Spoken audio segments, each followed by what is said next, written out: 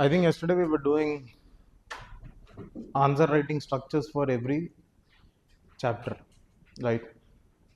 And in that process, I think we have done till chapter 6, that is anthropological thought.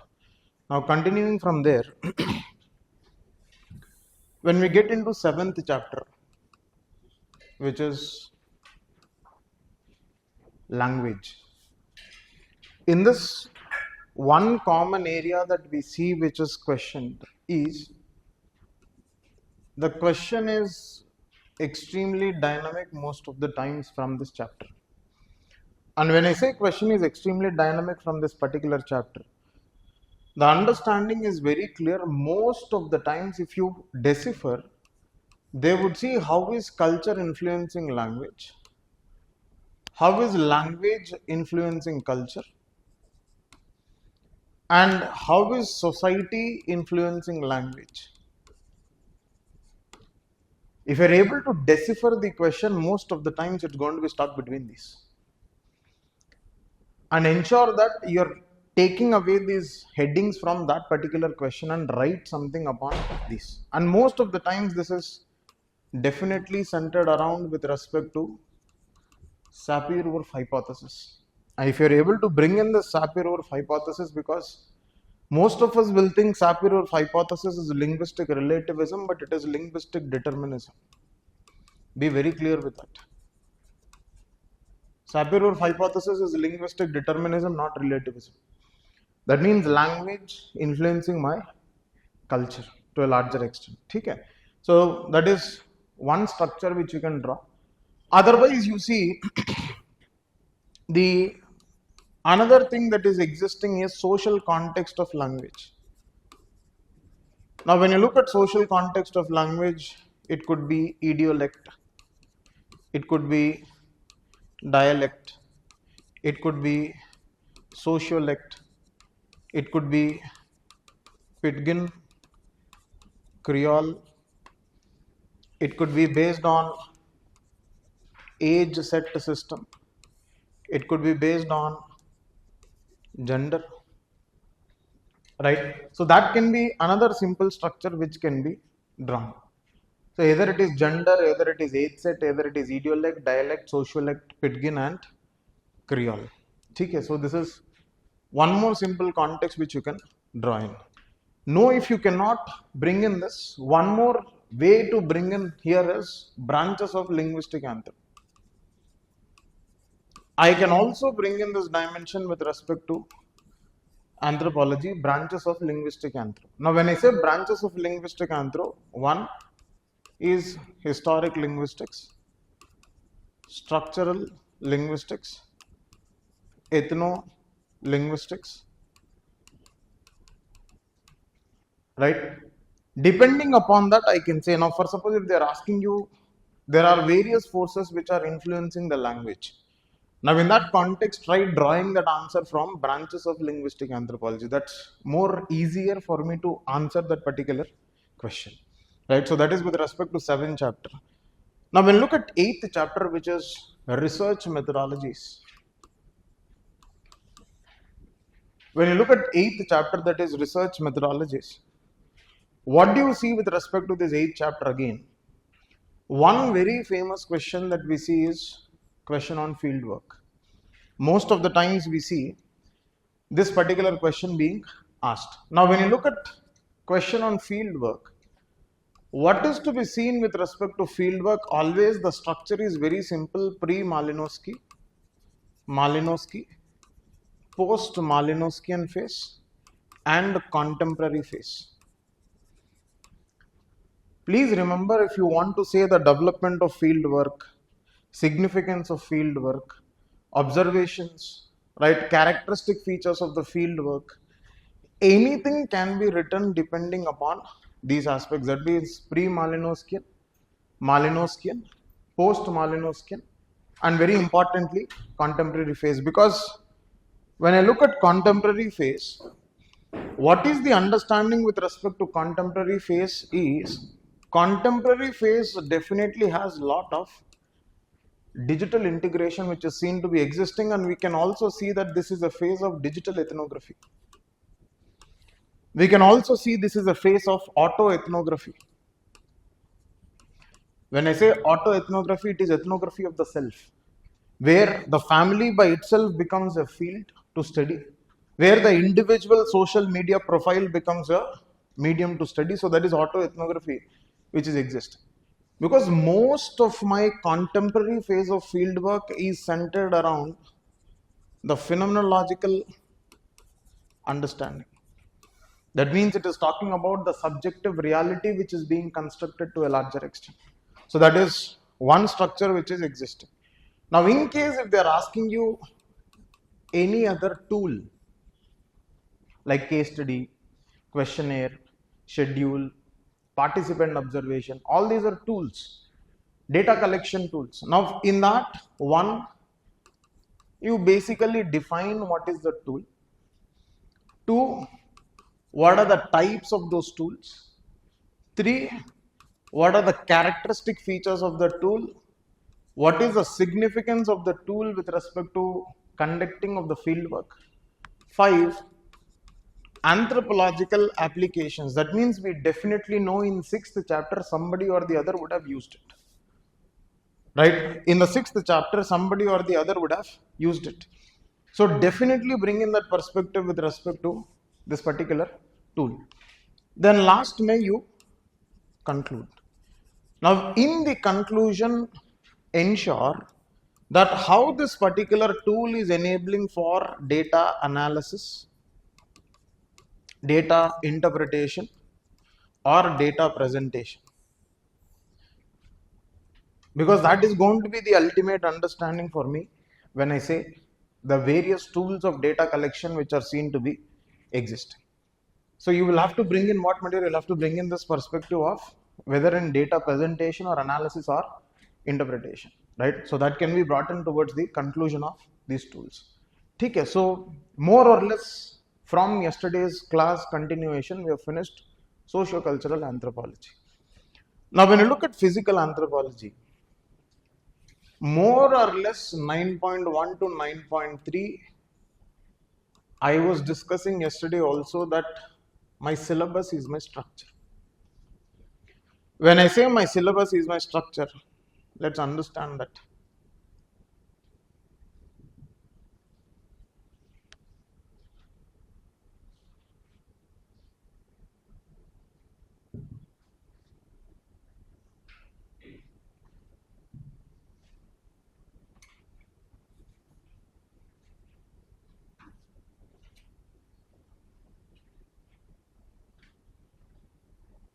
Now for suppose in 9.1, if they are going to ask you on man-family studies, if they are asking you on man-family studies, my understanding is very simple. I will be discussing about pedigree, twin, foster child, co-twin, cytogenetics, karyotype and chromosomal straight away. And you should not be stepping back on these aspects. Because if you're going to not use these in physical anthropology, then it's a problem. Right? Whole of my physical anthro structuring will come from the syllabus. Do not deviate at all, whatever be the condition at any cost. Now, in case, if they are asking about per se, that you see here, what are the forces which are changing the gene frequency? What are the forces that is changing the gene frequency? Automatically, mutation, isolation, migration, selection, inbreeding, genetic drift. This is a very, very famous question from the side of the UPSC. Sometimes they have asked what is affecting gene frequency. Sometimes they have asked what are the various forces of evolution. Sometimes they have asked what are the various forces of evolution. Sometimes they have asked what is the change in gene frequency, or sometimes they have asked what are the concepts behind molecular genetics. The concepts behind molecular genetics is all about dealing with what, how is my gene frequency changing? Or They can also, yes, yesterday's session will be provided, my dear. If you have registered, it will be provided, don't worry. Okay. Right, so concept of molecular genetics, or what is the, or what are the forces which is affecting the Mendelian population? Same. Or they can also ask you, examine various exceptions to Hardy-Weinberg principle of genetics. Now, various exceptions to Hardy-Weinberg principle, what is that, my dear?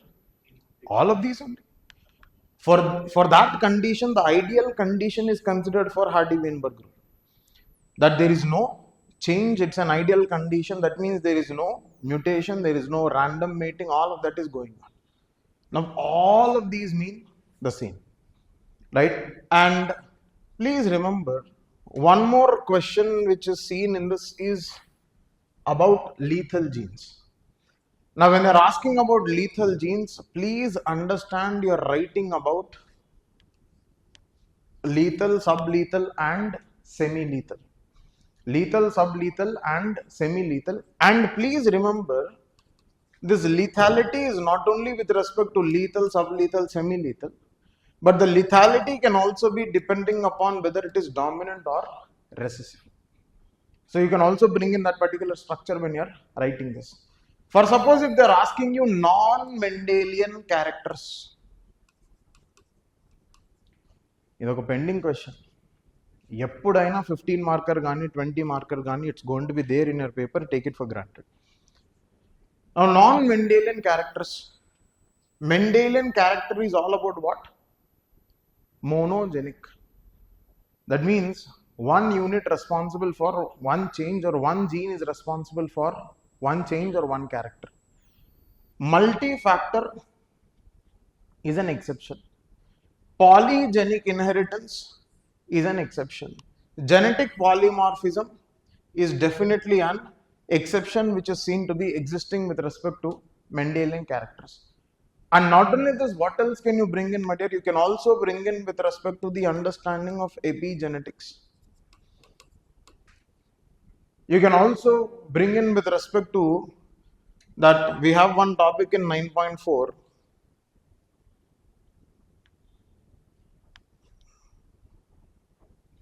Gene imprinting.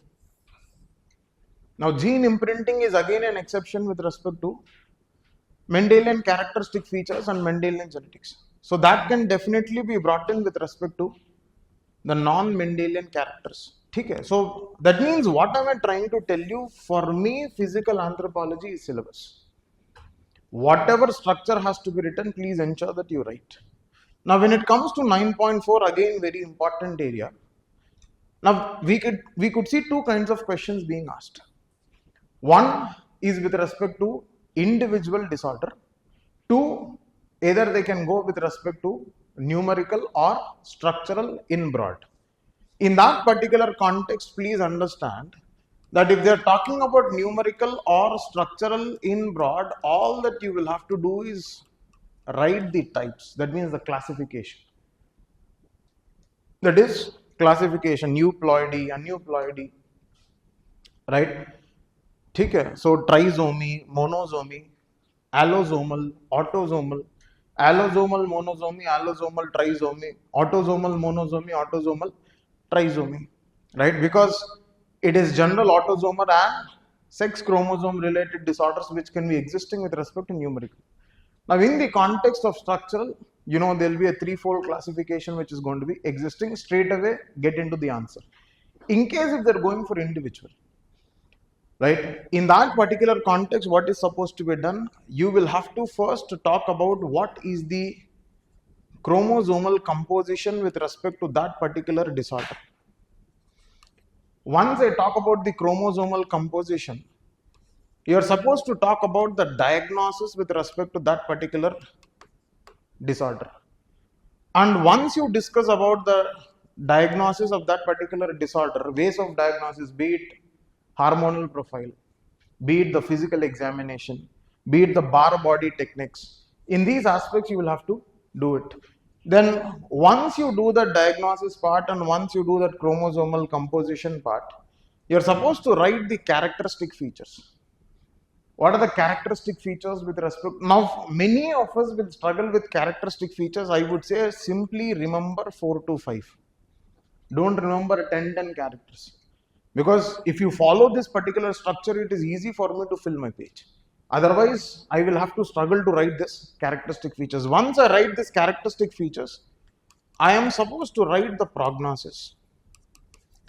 That means, is it the gene therapy that I am going to follow, or is it with respect to the injections that are going to be given with respect to be it testosterone shots or be it the progesterone shots, depending upon whether it is sex selective, right? So prognosis has to be written, and then you're supposed to write about the frequency of the disease that is seen to be occurring. The frequency of the disease that is seen to be occurring. So when we discuss this particular aspect, that is the chromosomal composition, the diagnosis, the characters, prognosis, and frequency of diseases, frequency of the disease, we have done our part. But one thing which you should never miss in chromosomal abnormalities is inheritance chart. Right? I don't know who has advocated. Some people will draw all of these stunted diagrams. Right అది దాంట్లో అదేదో శుద్ర పూజలు చేసే బొమ్మలాగా గుండు సూదులు చెక్కడానికి ఉన్నట్టు ఉంటుంది అది. There is no point. Now, what is the use of drawing this diagram? It's going to reduce the perception that you have built. Rather than struggling by drawing, I'll simply say put inheritance chart. Not even Punnett square meter, go for inheritance chart. Now, keep one inheritance chart ready for sex related, keep one inheritance chart ready for autosomal. It's easy. Right, at the end of the day, what are you supposed to do? Now, in case if I'm saying in some sex related, what will I say? XX, XY, X, X, null, X, Y. Then all that I will have to do is what?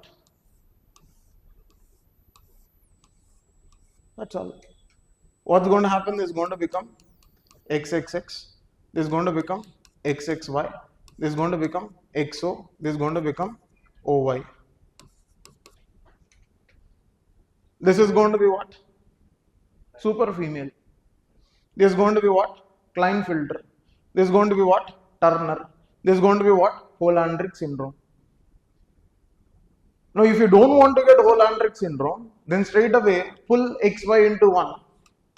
XX, XY, X, X, XY, O, XXY, XO, XXY, XO. I can show for Klinefelter and Turner as it is. Draw this chart. Scope లేకపోయినా దయచేసి scope తీసుకొని గీయండి. If you don't do certain mandatory aspects, you will never cross 260. జనాలు నెత్తి నోరు బాదుకొని 210కి ఆగిపోతున్నారు. మళ్ళీ ఏమన్నంటే I'm doing all value addition. నీకు వాల్యూయే లేదురా. వాల్యూ అడిషన్ ఏం చేస్తా? Value addition will only happen when your answer has value. How am I deriving my value? Basic syllabus, usage of syllabus. దయచేసి గుర్తుపెట్టుకొని I'm telling you, it will take you long. Right? So this is one important aspect with respect to the 9.4. 9.5, there is no much of structure, my dear. Right? దాంట్లో ఏం పెద్ద లేదు. Sometimes they'll go very broad in race and racism. Now, one perception is what? Race is a biological construct. Race is a social construct. Race and racism classification. Or sometimes they can ask you morphoscopic and morphometric classifications or criteria for race. Basic. So, I don't have to mention much. For some reason, for past 3 years, 9.6 has become important. Right? ఎందుకు అవుతుంది, ఏమవుతుంది? Nobody knows, but it has become important. So, in that context, what I would tell you, now they have exhausted questions of 9.6. Right? This year we'll again see 9.7 coming back. For some time they paused 9.7 and they went to 9.6. There's nothing left in 9.6 to be given. So they will not My anticipation is 9.6 will be passed for this year. They'll come back to 9.7. Now coming to 9.7, environmental or ecological anthropology. The structure is very clear, my dear. In your introduction, kindly start with homeostasis condition. What is the basic definition of homeostasis? Then you will talk about what is the environmental stress conditions. What are the environmental stress conditions which are existing? And once you discuss about these environmental stress conditions which are existing, then you will discuss about what are the adaptive features and what are the acclimatized features. Now, in this, you will definitely have to say what is the immediate response and what is going to be the delayed response or what is going to be the long-term response. What is going to be the immediate response and what is going to be the long-term response, that has to be mentioned here with respect to these characteristics. And apart from that, you should also mention the cultural adaptations. You should also mention the dietary adaptations. And last May, you conclude. Last May, you conclude. And all that I would tell you is kindly use flowcharts in this answer. Kindly use flowcharts in this answer at any cost when it comes to writing this particular question, right? Because otherwise what's going to happen, it's going to be problematic if you don't book this. Is this clear, right? Now when you look at 9.8, R to the P to the P, there's going to be only one question which is being asked, that is epidemiological transition, right?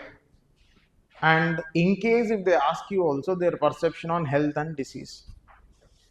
But most of the times this area is being centered around epidemiological transition. That means you see age of pestilence, then age of receding diseases, and then you have age of pandemics which are existing, the Omron's understanding of transition.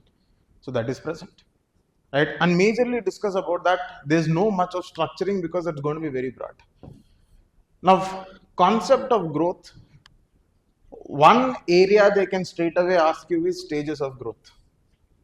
Stages of growth, straight away from this. They can ask you factors of growth.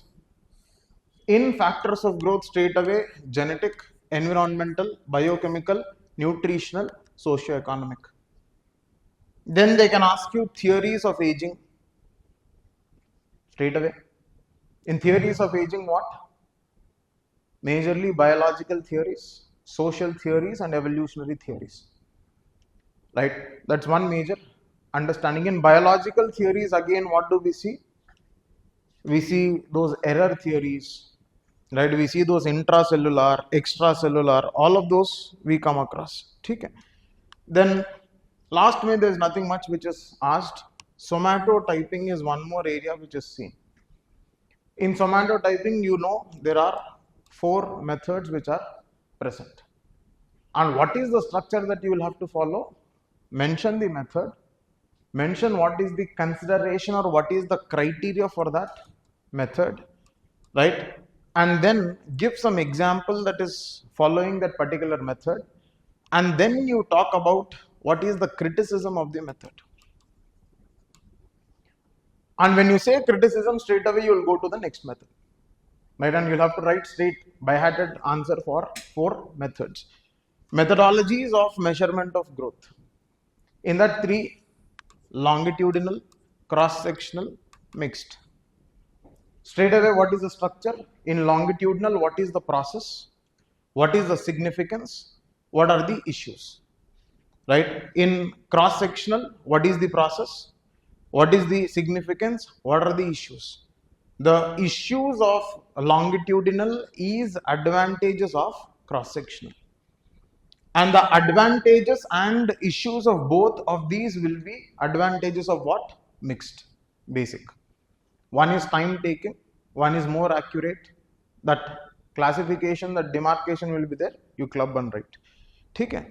Now when you look at 11.1 again, now when they ask you 11.1, please remember one thing with 11.1 at any cost, that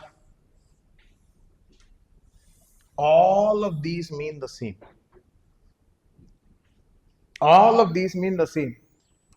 When I ask you fertility patterns, they are just asking you what are the various factors. And biological theories for demography is nothing but the factors. Ante kada? Because for me, fecundity can only be affected by biological factors. But whereas fertility can be affected by what? Both socio-cultural as well as economic factors. So whatever theories you write for demography, those will stand correct for factors of fertility and fecundity. Fertility, fecundity, demography, all of these mean the same. Last year we had one question, that is evolutionary significance of menarche and menopause. Right? That is ovarian bomb theory, all of those theories were there. So that's a different business altogether. Now you see 11.3, so biological and socio-ecological factors influencing fertility, fecundity, natality and mortality. That means if I study demographic theories properly, I can write whole of my 11th chapter. That is the understanding. Extremely important section, 12th chapter. Now when you see 12th chapter, one area that you see is with respect to forensic anthropology. Now when you look at forensic anthropology has significance with respect to the evolutionary studies. Forensic anthropology has significance with respect to resolving certain legal issues. That is why we call that as the medico-legal branch of physical anthropology. That's the definition with respect to forensic anthro. And more importantly, forensic anthro is important with respect to what? Paternity diagnosis. Forensic anthropology is important for personal identification and facial reconstruction. Personal identification and facial reconstruction. Is this clear? Right? Now, whole of my 12th chapter is nothing but forensic anthropology. You observe that.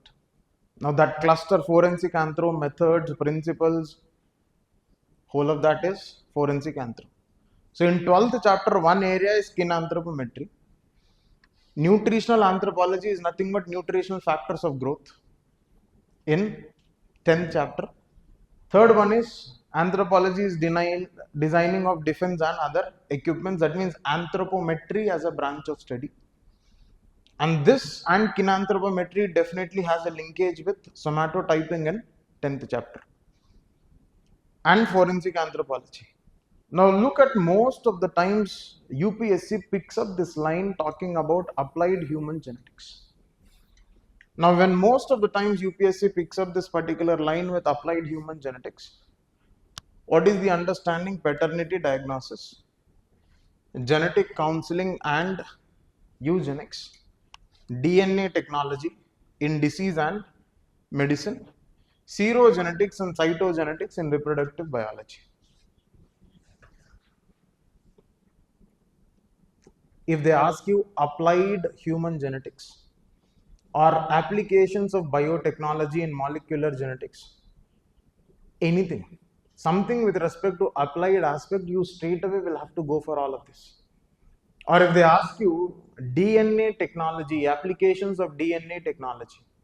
Now when they ask you applications of DNA technology, that is nothing but what, my dear? Applied human genetics. That is nothing but DNA technology in paternity diagnosis, DNA technology in man-family studies, DNA technology with respect to disease and medicine, DNA technology with respect to forensic anthropology, DNA technology with respect to evolutionary studies. What is the observation that you make, my dear? That all of this chapter has only one structure. నీకు అది అర్థమైతే అసలు ఖచ్చితంగా ఒక 20 marker రాసేస్తా. But if you deviate from this understanding, then you will struggle in structuring the answer. Is this clear? Right? From yesterday we have been doing this. That majorly focusing upon what is the way of structuring an answer for each chapter. Now, before I proceed into paper 2, I wanted to talk about one aspect. What are the compulsory areas to be attempted in paper 1 and paper 2, which will make you score more? Na kachitanga markul ravali ante I'll have to attempt these sections in paper 1 and paper 2 without any deviation. Definitely questions from 1.5, 1.6, 1.8. Definitely from 1.5, 1.6, 1.8. That is primates, archaeology, fossils. No concession. No concession at all in these 3 chapters. Then definitely 6th chapter. Definitely 8th chapter. Definitely 6th chapter. Definitely 8th chapter at any cost. Right? Definitely 5th chapter. Religion. Religion. That's the easier chapter. So I see 1.5, 1.6, 1.8, 5, 6, 8 compulsory. Then 9.1 to 9.3 compulsory. 9.7 compulsory. I would even say 9.4, 9.7 and then 12th chapter. And please ensure you attempt more of physical anthropology than socioculture. If I have to score 130 plus and to have a probability of scoring 140, 150, I need to dump my paper with physical anthro. Solid conceptual understanding in physical anthro will take you. That will be there, right? Then when you look at paper 2, compulsory areas to be addressed is 1.1 to 1.3. That is archaeology, ethno-archaeology, right? Any given day. And definitely from the areas of 3.2, 3.3, 3.4. 3.2, 3.3, 3.4. Definitely 4th chapter. Definitely 5.3. Definitely 5.3. Definitely 6.2 to 6.2, 6.3, 7.2. 6.2, 6.3, 7.2. And at any cost 9.1, 9.2, 9.3. Applications of anthro there again. So if I have to score more and maximize my understanding here, I need these areas to be addressed. And in this, my priority would be tribal more than village, more than caste. The priority is clear. Tribal more than village, more than caste. If I'm able to do this fundamental understanding, then automatically what happens? Automatically what happens? It's easy for me to score. It's easy for me to score. Otherwise, what's going to happen? It will get tough. It will become tough for me to score in this section. Right? Now, these are the ones which are objective in nature, reduce the subjectivity of marking, and more importantly, I don't need much of understanding, I don't need much of interpretation, rather I can just execute. And I can just write and I'll get marks. Is this clear? Now, why this is important? Because these are the areas which fundamentally shows to the examiner that you have understood anthropology. And if you're able to do it 130, 130, 260 or 125, 135 or 135, 135, doable. Now if everything goes well, 150, 140. ఇంకా దాని తర్వాత right what ever is your speed of the Saturn, it will go, right? Okay. Now let's get into paper 2.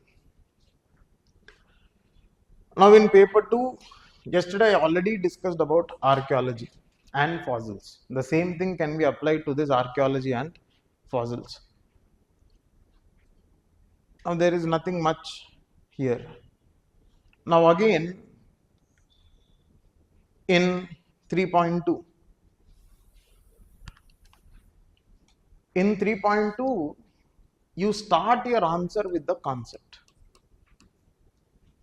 or some thinker's perspective on the concept. Then write the characteristic features of the concept. Write the anthropological interpretations of the concept. Because in the context of Judge-Mani system per se, somebody says it is reciprocal and somebody says it is exploitative in nature. But the contemporary understanding is what, my dear? The contemporary understanding is Judge-Mani system has been degenerating in the era of e-commerce. Commander says the socio-economic nature of Judge-Mani system has been lost in the era. So you will have to talk about what? The anthropological interpretations of that respective concept. And more importantly, what is the dynamism that is existing in the concept? What is the dynamism that is existing in the concept? So one, concept, characteristics, interpretation, dynamism. Now in anthropological interpretations and dynamism, can I bring in the perspectives of paper 1? Somewhere, passing reference. Passing reference. Most of my caste system, I can definitely bring in the structuralist perspective. The structuralist perspective and the functionalist perspective with respect to caste system. Right? Although Malinowski and R.C. Brown has no relation, because most of my Indian anthropologists are what, my dear? Structural functionalists. So that is the logic that I say that we can bring in both structural as well as functional perspective when it comes to this. Right? Paper 1, linkage. And straight away conclude with how it has contributed to the growth of anthropology in India. Many people miss this perspective in 3.2. Why am I telling you to bring in that perspective? Look at the 4th chapter once. What is 4th chapter telling you? Contributions of Indian anthropologists to tribal and caste studies. And what is my 4th chapter? Emergence, growth and development in India. So whatever concepts I am studying in 3.2, 3.3 will definitely have some contribution to the growth of anthropology in India. Bring in that perspective in the conclusion. And automatically when you bring in that perspective in the conclusion, you have better way of writing that particular answer. Now in 3.3 again the same thing will apply. Same thing will apply, but more importantly in 3.3, what do you see? We would majorly talk about the anthropological applications as well. Anthropological applications as well become important in 3.3. That was not present in 3.2. Anthropological interpretations will continue, my dear. But along with that, we will have anthropological applications. For example, I know NMS is a very important concept to be integrated in tribal development. And sacred complex is a very, very important concept for me to understand the dynamism of religion in India. So that's important. Okay, so both of this can be brought in. Now, one more thing that you need to remember whenever you are writing 3.4. Whenever you are writing 3.4, please remember 3.4 will have a definite relation with 8.1. 3.4 and 8.1 has to be written together. Definitely, because why? 3.4 is talking about impact of religion on Indian society, and tribe is part of Indian society. So at least 20% of my answer should be having a subheading of impact on tribe. Top I am writing impact of on Indian society, 20% impact on tribes in India. And one more thing that I would like to tell you, please don't write positive and negative impacts in this. Because if the examiner belongs to that respective religion, he will not be able to take the negative aspect of it. Antegadamma. There can be probability. For suppose if they ask you impact of Islam, impact of Christianity, impact of Hinduism, and you write negative aspect of Hinduism, you are gone case. So rather than that, divide that into what? Socio-economic impact, political and administrative impact, the cultural impact, sufficient. They will not ask you. Impossible. Papers chenigipoddhu. Re-exam. Right? Then you don't have to do protest in ORN. Re-exam will automatically happen. Right? We don't have that history. It has simply asked impact. Sometimes in this, what do they say? Impact of non-Hindu religion. Impact of non-Hindu religion means what? Islam, Christianity, Buddhism, Jainism. That is a different definition. But for me, non-Hindu means these four. You can say. Is this clear, right? Next. Fourth chapter, whenever you are writing. What is fourth chapter dealing with? Majorly thinkers. What will you write with thinkers? Remember, what is the influence in the introduction? What has influenced? Something from paper 1 here. Then, what are the major contributions of that particular thinker? When I say contributions, if you know respective fieldwork, if you know the literary works, write it. If you know the fieldwork, if you know the literary works, write it. Influence, contribution. Then once you write this influence and contribution, in contribution write if there is some contribution to caste, if there is some contribution to village, if there is contribution to tribe, and if there is any contribution to other aspects of anthropology. Do not deviate the structure again. Why do I say don't deviate the structure again? I'm very, very clear here that unless and until I put in, because that is what is present in my syllabus. Right? Other aspects of anthropology means any other aspect. Be it academic, be it research, be it impact of religion, per se anything. But otherwise, what is their contribution to village, caste and tribal studies? For suppose, some common thinkers who are asked, Nandalal Kumar Bose, N.K. Bose, S.C. Dubey, S.C. Roy, G.S. Gure, Iravati Karve. These are common areas which are asked. But if they go something beyond, then you will have to ponder, think and then decide. Okay? But otherwise, general structure can be this. Right? Now for suppose 1 year they asked about Makhanja and B.N. Saraswati. Many people knew about B.N. Saraswati, but many people did not know about Makhanja. So what people started doing? People started reading books of Makhanja. Anthropological thought by Makhanja is very famous after that, not before that. This was a question in 2018. Right? Now, if you start reading all the books for whatever thinkers they have given, gone case.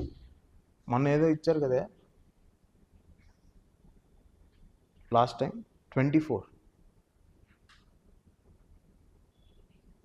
24, nobody knows that thinker.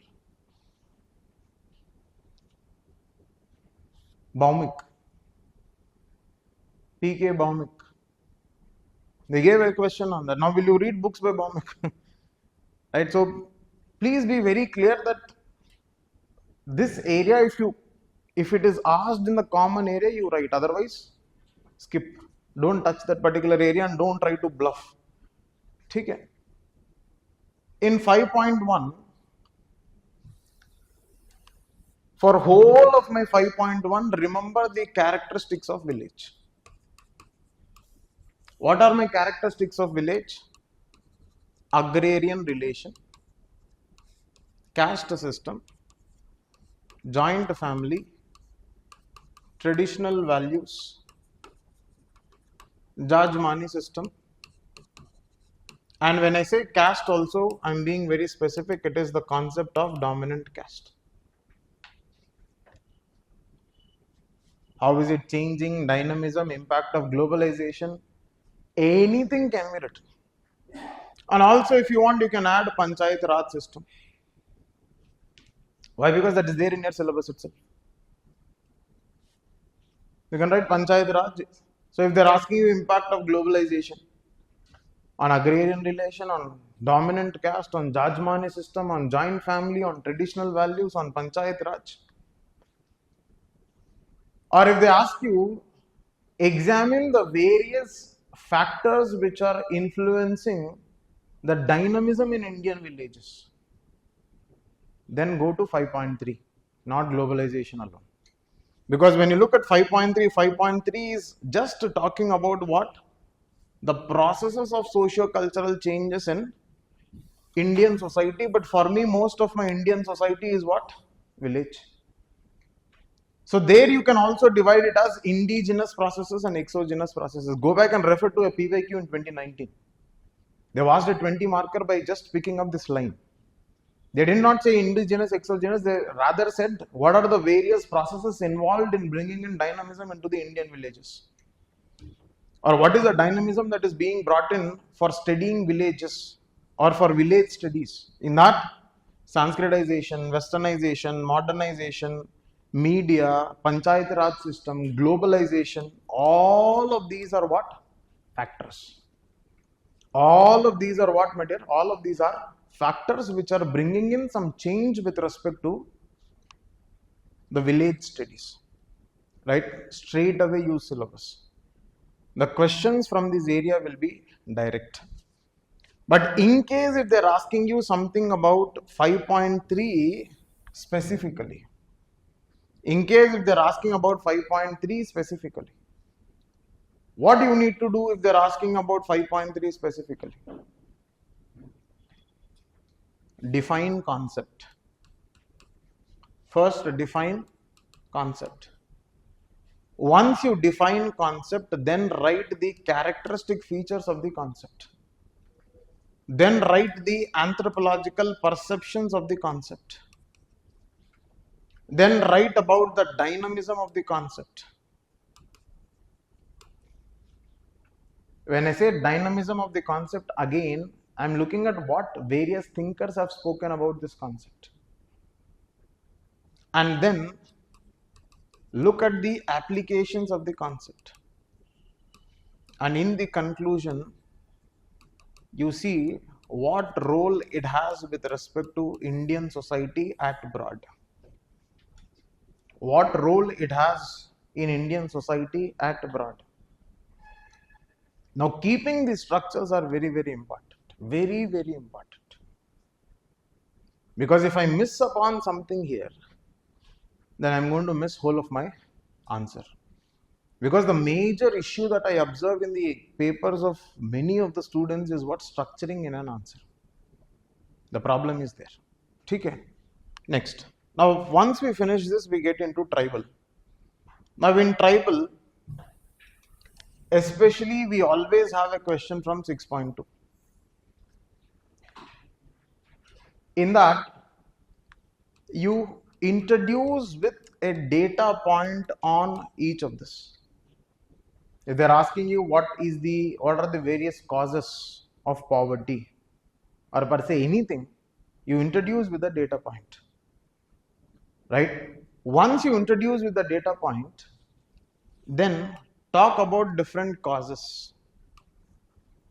In causes, please write 6.2 and 6.3 in combination. because whole of your 6.2 and 6.3 is the cause for individual problem here. For example, you see poverty, land alienation is an issue, health and nutrition is an issue, lack of employment is an issue, education is an issue, displacement is an issue, development induced displacement is an issue, poor rehabilitation is an issue. My syllabus.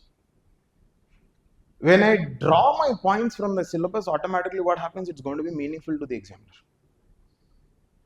And when you're writing these causes, have example for at least 5 points. Have example for at least 5 points. And then you will write about the corresponding impact. Impact with respect to what matter? Impact with respect to any of these issues. Then you will write the measures. Again in measures, use 7.1 and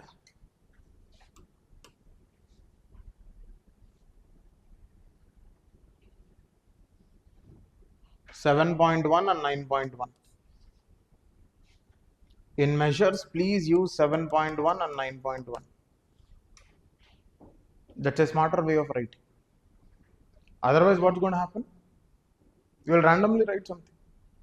So 7.1 and 9.1 can be used as measures. And conclude with what? Any model of development of the tribal society. Per se, you can talk about either integrationist model, or you can talk about tribal Panchashil, or you can talk about tribe-led development, right? Or you can talk about the tribal inclusion, Antyodaya. Are you understanding? Or you can talk about the principles which are based behind Birsa Munda. Because majorly it was talking about what? Emancipation. You can simply conclude taking the inspiration or drawing the inspiration from the principles of the Birsa Munda, the necessary emancipation of the issues can be taken forward. Right? We have that tribal day being celebrated. Are you understanding? So bring in those relevance with respect to conclusion. Right? That is with respect to this 6.2, 6.3. Same thing will hold for 6.3 also. Now you see 6.3, what is the impact of tribal displacement? 6.2. Ante kadamma. So play with 6.2, 6.3 together. Now if they ask you problems and exploitation of scheduled tribes, 6.2, 6.3. Right? Scheduled caste, it will be little different. In constitutional safeguards also, majorly if you can divide with respect to education, health, political representation, right, local participation, employment. Now most of your fundamental rights, DPSP and your Panchayat Raj systems, that is your 73rd and 74th amendment, and also your article 330, 332, right, 334, 335, 338, 338A, 340, 341, 342, all of these articles will become important for constitutional safeguards. You will have to write the article, write the significance. But you cannot afford to miss the article in this particular thing. Now when you look at 7.2, social change and contemporary tribal societies, impact of modern democratic welfare measures. Now 7.2 is nothing but 9.1 again. 7.2 is nothing but again 9.1. All the aspects of 9.1 can be covered with 7.2. Whatever they are talking about social change, that is majorly because of 9.1. Now when you look at 7.3, very important area, ethnicity. Now one common structure you can definitely remember here with ethnicity is, remember various bases for ethnicity. The basis for ethnicity could be what, my dear? Region, religion, identity, right? Then development, it could be caste. See, caste conflict is ethnic conflict. Regionalism is ethnic conflict. Communalism is ethnic conflict. Tribal conflict is ethnic conflict. Why? Because all of these are the basis of ethnicity. And it is all about talking about ethnic identity, ethnicity, ethnic group. And if any of these is denied, automatically what will happen? It will result in ethnic conflict. And you see 2-3 perspectives with respect to ethnicity. Frederick Barth's understanding of ethnicity, Clifford Geertz' understanding of ethnicity. You see instrumental approach. You see consensus and conflict approach which is existing with respect to this. You see primordial approach with respect to ethnicity. So bring in those approaches whenever you are writing ethnicity. And have those 4 or 5 bases, because most of the times they will talk about those only. Right? So that is one thing that you can definitely talk about. Then coming to 9.1, I already told you club 9.1. Now look at 9.2 and 9.3. Now when we look at 9.3, 9.3 is nothing but 7.3. 9.3 is nothing but 7.3. Look at 7.3. Whole of my 9.3 is talking about understanding regionalism, communalism, ethnic movements and political movements. It's nothing but ethnicity. And it's asking about what? Anthropological understanding. When I say anthropological understanding, that is nothing but ethnicity. And when you look at 9.2, that is tribal and rural development. Tribal development is nothing but 9.1. Rural development is nothing but 5.1 and 5.3. Are you understanding? So paper 2, it is better you club and keep and write. And the major reason why people are scoring less in paper 2 is because they are writing some random content. They are writing general content. They are not using syllabus. They are not linking the concepts. And more importantly, paper 2 is not about dumping case studies material. That's a very wrong notion that is existing. Paper 2 demands dimensional analysis based on the syllabus. And have some bunch of case studies. When I say bunch of case studies, 4 or 5 case studies for every chapter. What will I do? I will keep on playing with that only. And if I am able to do that, trust me, paper 2 is easy. But otherwise, you will falter and you might not score well in paper 2. Because many people will think paper 2 is general studies. No. Now, GS laga rasuste 110, 90 to 110 is maximum that you will get. Is this clear? So, whenever you are structuring, my emphasis has been what? Focusing on syllabus.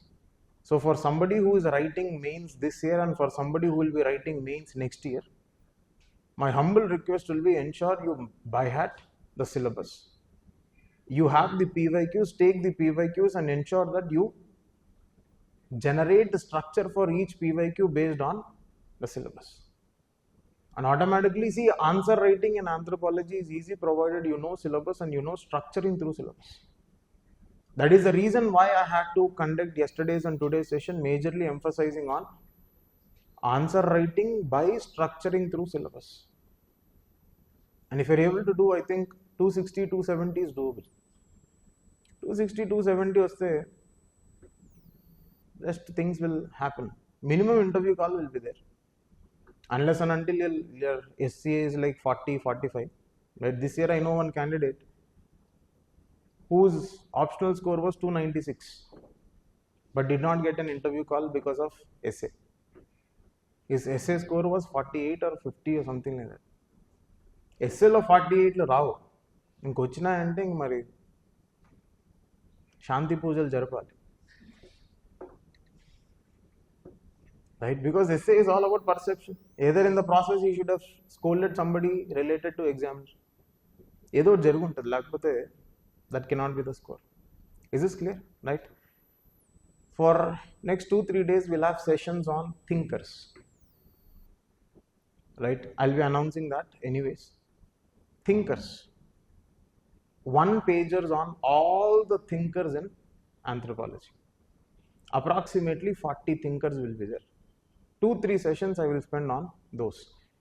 And my emphasis is not to dump content there. What will I do? Where all will we use that thinker? And what are compulsory points to be remembered about that thinker? Rest everything will flow. Is it clear? And then I will get into strategic revision. Strategic revision has already started technically. It's only that I'm conducting certain momentum sessions because I was just waiting for results to come, and last night it happened. Okay, so is this clear? Right? We'll meet tomorrow. How to evaluate when writing an answer? You bring it to me, I will evaluate. నేను చేసే పని కూడా నువ్వు చేయకూడదు కదా, right? Is this clear? Okay. We'll meet tomorrow, right? Thank you, my dear.